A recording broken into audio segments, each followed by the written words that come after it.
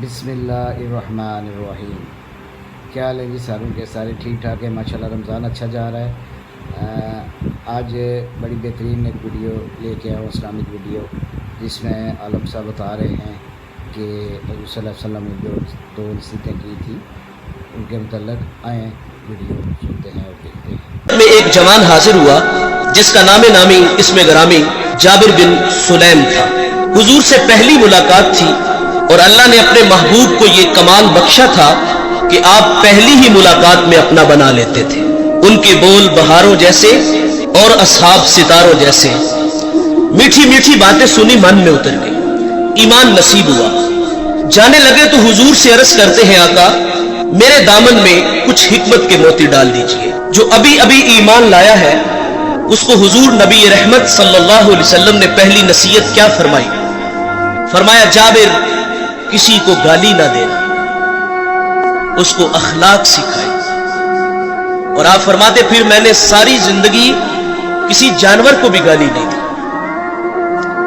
हमारे बच्चे बोलना सीखते हैं तो गालियां सीखते हैं। हमारे घर का माहौल ऐसा है, वालिद बच्चों को गालियां देता है और वो बचपन में सीखी गालियां कल बड़े होकर वो वालिद को भी गाली देता है।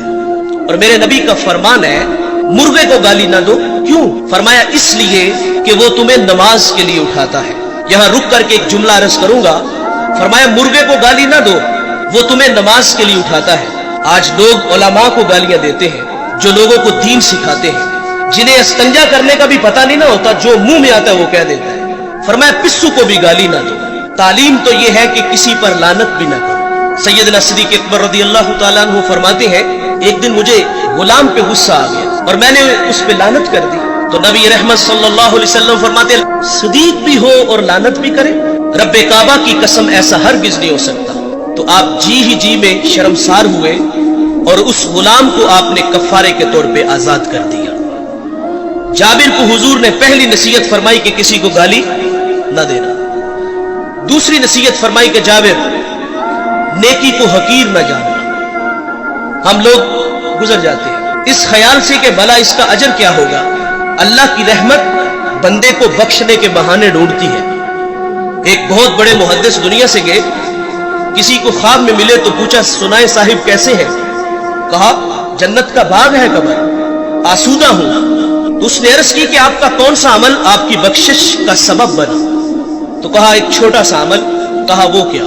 उन्होंने बताया कि मैं एक दफा हदीस लिखने बैठा, स्याही में कलम डुबोया, बाहर निकाला, लिखने लगा कि उस पे एक मक्खी आके बैठ गई।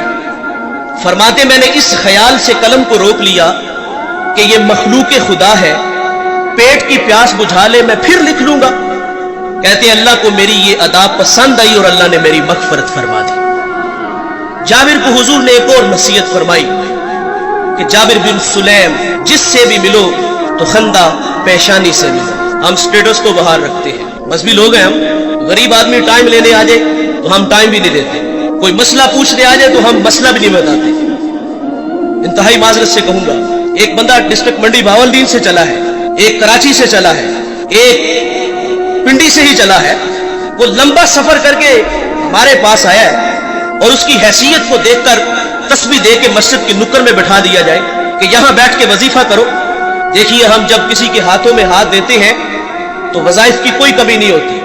1.25 लाख मरतबा पहला कलमा पढ़ना है, दुरूद पढ़ना है, इस्तिग़फ़ार पढ़ना है। एक वजीफा खत्म होता है तो दूसरा मिलता है। वज़ाइफ की तो कमी नहीं। वो तो कोई कंधा तलाश करने आया था कि जहां सर रख के वो रोए। वो मन का कोई दुखड़ा कहने आया था, लेकिन उसको नजरअंदाज क्यों किया गया कि इसके पास सिर्फ आने जाने का किराया है। वो वासिफ अली वासिफ कहते हैं, तस्लीम के बाद तहकीक गुमराही होती है। उसने तो दिल से अपना कहा था और वो जो है वो अकीदत में बैठ के वजीफे में मशगूल है। लेकिन अचानक उसने अपनी आंखों से एक मंजर देखा कि एक कल्फ लगे कपड़ों में आया और उसके आगे पीछे खुदाम है और वो सीधा हुजरे में चला गया और अंदर से आवाज सुनता है कि आप किसी के यहां पैगाम भेज देते तो मैं खुद ही आ जाता। बताइए, अगर ये रवैये हमारे हुए तो लोगों को दीन कहां से मिलेगा? और जो बाहर बैठ के वजीफे में मशगूल था, उसके दिल पे जो नश्तर और तीर चले, उसका मदावा किसने करना था? जिससे भी मिलो तो खंदा पेशानी से मिलो। आप अपने मुलाजिम से इस तरह बात किया करो जिस तरह अपने बेटे से बात करते। जाबिर बिन सुलैम रदी अल्लाह ताला अन्हु फरमाते हुजूर ने मुझे एक और नसीहत इरशाद फरमाई, जाबिर बिन सुलैम किसी को शर्मिंदा न करना, ये भी अखलाक से गिरी हुई बात है और हम कदम कदम पे करते हैं। देखे भाई, इंसान की फितरत में भूल जाना है। कोई बंदा मरने से पहले आ जाए, हाथ जोड़ के कह दे कि या अल्लाह आज के बाद गुनाह नहीं करूंगा, ये उसका वादा है कि जो मेरी चौखट पे 2 आंसू ले आता है मैं उसके गुनाह को लोहे महफूज से मिटा देता हूँ। हम तो माइल बकरम है, कोई साइल ही नहीं, राह दिखलाएं किसे, कोई रह रवे मंजिल ही नहीं। जो गुनाह छोड़ देते हैं आदत बारी ताला है, वो उनके गुनाहों को माफ कर देता है। लेकिन हमारा हाल क्या है, अगर गलती हो जाए तो हम माफ ही नहीं करते। यार मिसाल के तौर पे बंदा गुनाह छोड़ के मस्जिद में आना है ना उसने, तो हम कहते हैं लो 100 चूहे खा के बिल्ली हज नू चली और पाई तेनू मस्जिद राकी ने बहाया, उसी अल्लाह ने जिस अल्लाह ने तुम्हें दिखाया है। कभी हम कहते चोर चोरी छोड़ देता है, हेरा फेरी नहीं छोड़ता, जूते चुराने आए हो। वो यार वो आ गया है, मस्जिद की आबादी का सबब बना है।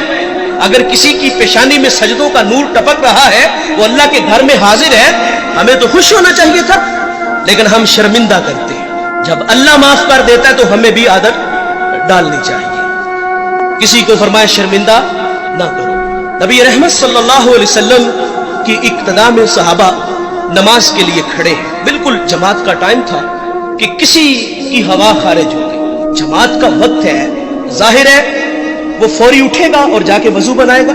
जो वहां से निकलकर वजू के लिए जाएगा सुबकी तो महसूस करेगा ना, शर्मिंदा तो होगा ना।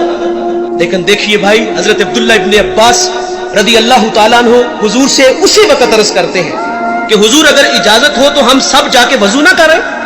अल्लाह अकबर। मेरे नबी फरमाते बहुत अच्छे। वो सारे उठ के गए और वजू बना के आए। अब क्या खबर कि किसकी हवा खारिज हुई, तो शर्मिंदगी से बचाया। इस वीडियो को शेयर जरूर करें।